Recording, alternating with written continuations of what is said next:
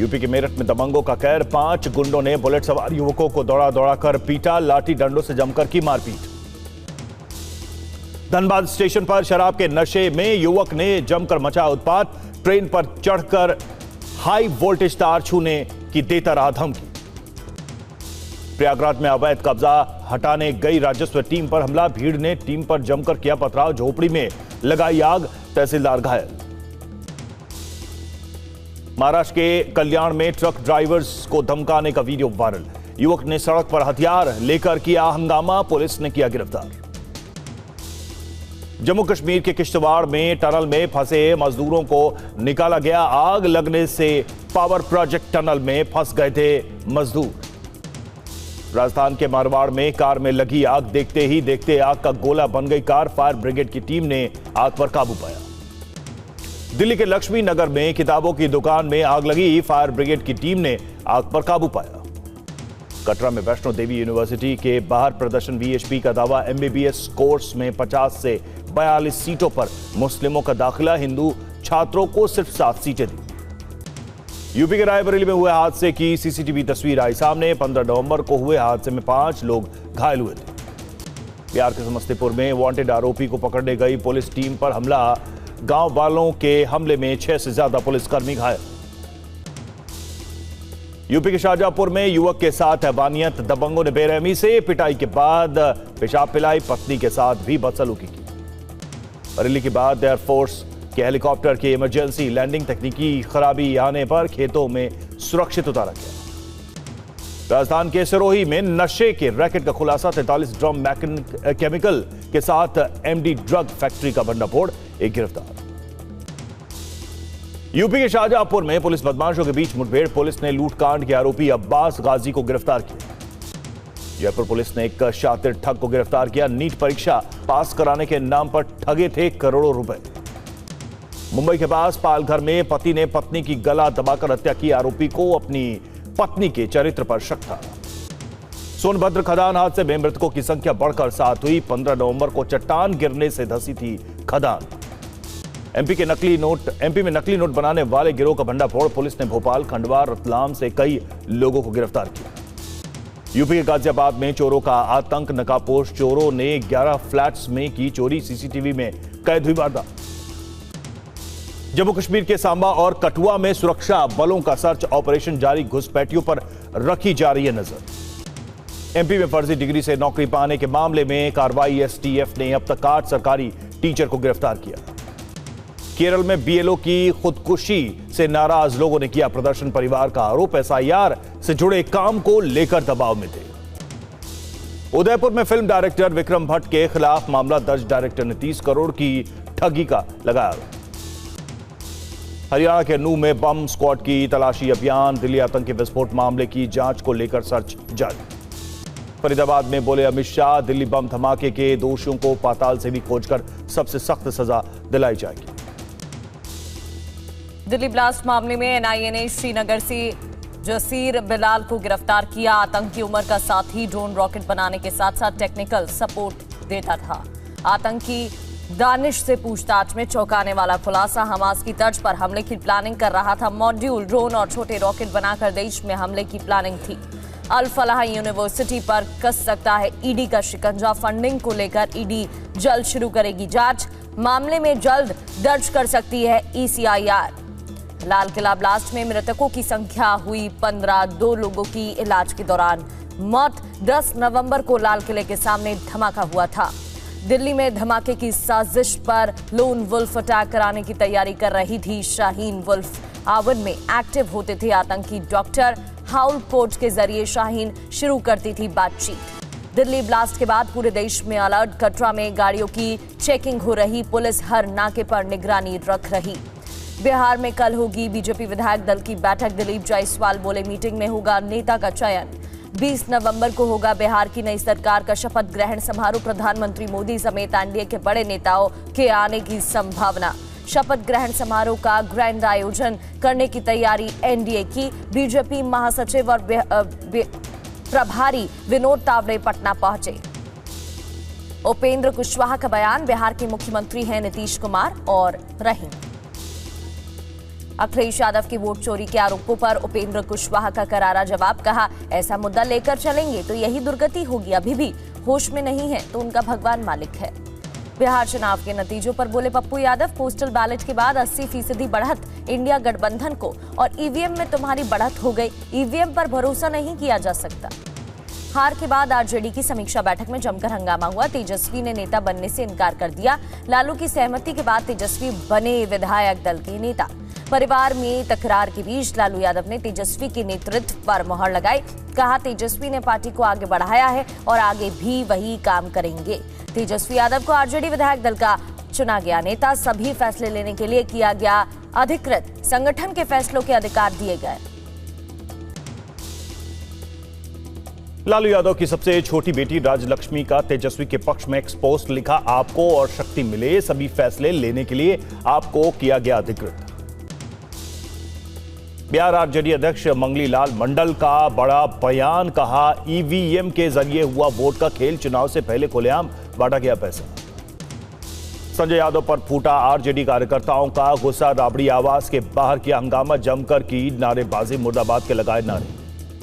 RJD विधायक भाई वीरेंद्र का बयान, कहा जो निर्देश मिला उस पर करेंगे काम, ईवीएम में चोरी हुई, ईवीएम के खिलाफ लड़ाई लड़नी है। रोनी के सपोर्ट में फिर बोले तेज प्रताप, कहा बहन का अपमान नहीं करेंगे बर्दाश्त, जयचंदों को चुकानी पड़ेगी कीमत।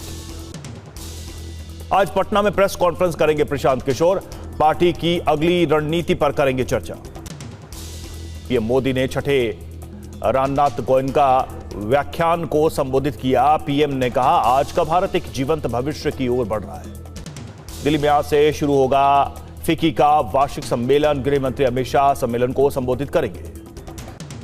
बीजेपी अध्यक्ष जेपी नड्डा आज 65वें राष्ट्रीय रक्षा कॉलेज पाठ्यक्रम में भाग लेंगे। विकसित भारत एट 2047 पर रखेंगे विचार। ईरान ने भारतीयों के लिए खत्म की वीजा फ्री एंट्री, एमईए ने यात्रियों को दी सतर्क रहने की सलाह। शेख हसीना पर बांग्लादेश के फैसले के बाद एमईए का बयान, प्रत्यर्पण को लेकर भारत अपने पुराने रुख पर कायम, भारत बांग्लादेश के लोगों के सर्वोच्चतम हितों के लिए प्रतिबद्ध।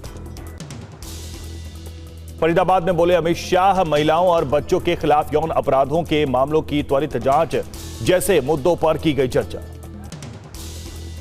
जयशंकर ने मॉस्को में रूसी विदेश मंत्री सर्गेई लावरोव से की मुलाकात, कहा विश्व के हित में दोनों देशों का विकास। मॉस्को में विदेश मंत्री एस जयशंकर का बयान, भारत रूस रिश्ते वैश्विक स्थिरता का आधार, यूक्रेन में जल्दी शांति जरूर।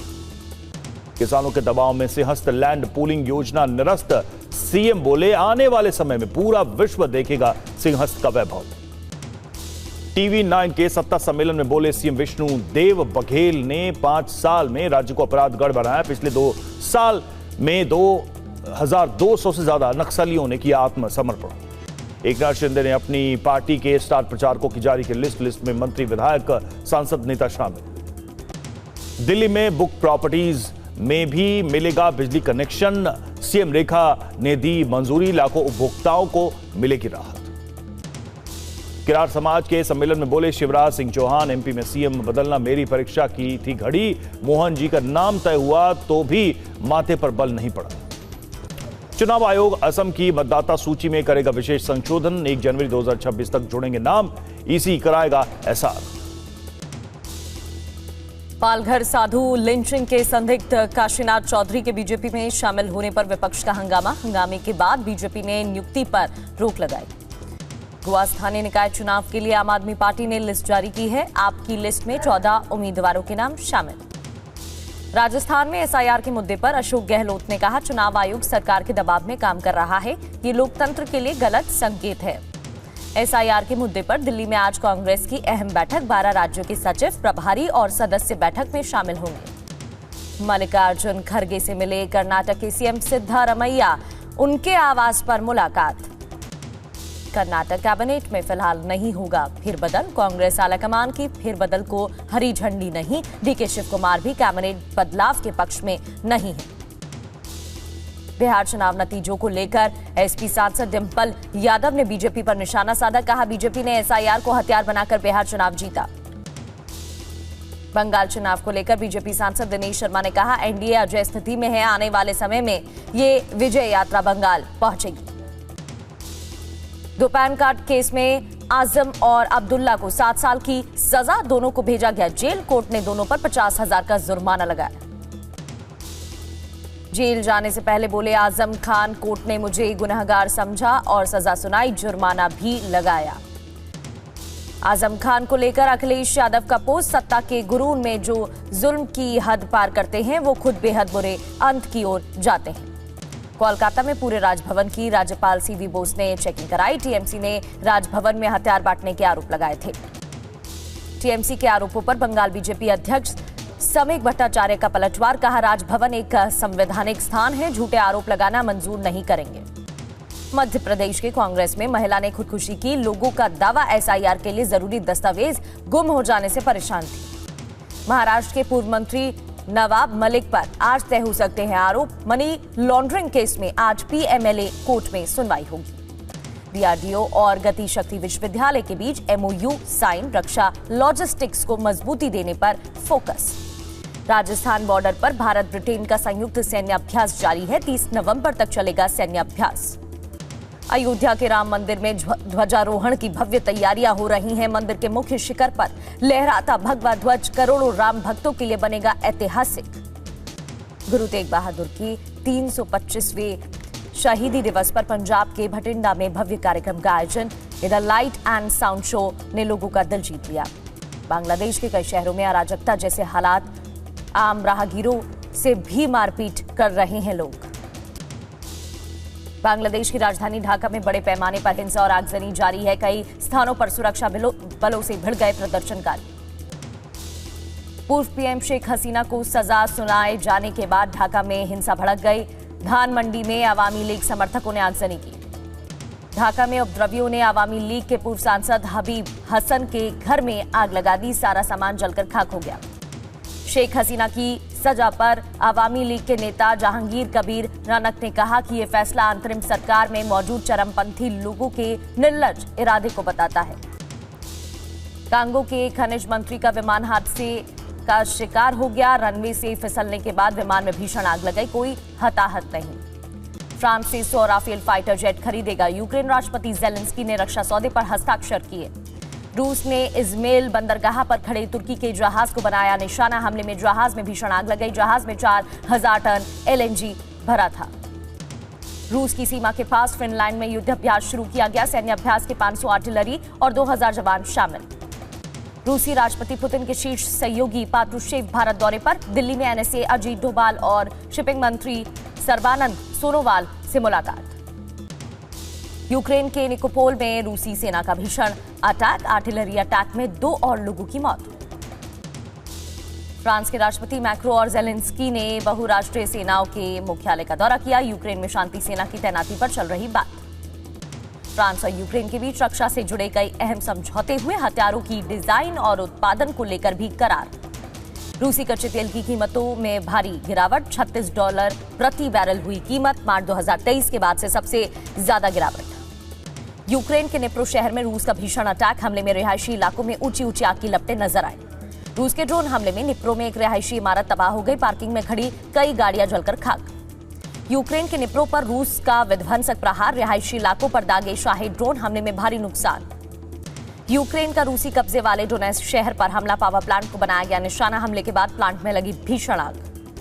संयुक्त राष्ट्र ने गाजा शांति बोर्ड को मंजूरी दी। ट्रंप ने कहा मैं करूंगा गाजा शांति बोर्ड की अध्यक्षता। बोर्ड में कई देशों के नेता शामिल रहेंगे। वेनेजुएला के सीनिया तुग में भीषण सड़क हादसा। खाई में बस गिरने से 13 यात्रियों की मौत, कई घायल। दक्षिण सागर में चीन के फुजियान की हलचल। समुद्र में तैनात किए 2 एयरक्राफ्ट कैरियर।